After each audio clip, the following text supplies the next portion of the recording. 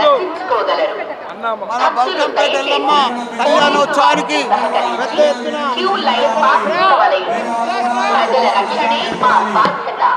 ప్రజల సహకారమే పోలీసు వారి విజయం. అమ్మవారికి మొక్కుకున్నాము.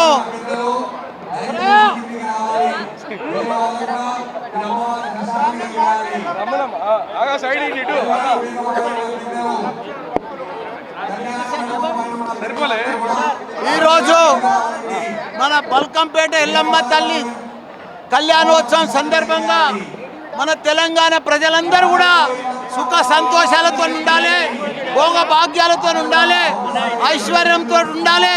అదే మాదిరిగా ఎల్లమ్మ తల్లికి ఏ మొక్కినా అందరం సక్సెస్ అవుతాం.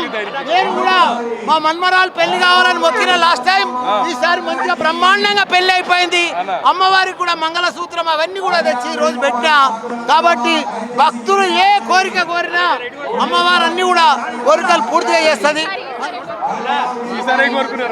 ఈసారి కోరుకున్న ఇంకా కోరుకున్న చెప్పొద్దు, ఎప్పుడు అది కంప్లీట్ అయినాక చెప్పాలి. అందరికి కూడా నమస్కారం. ఎల్లమ్మ తల్లికి జై.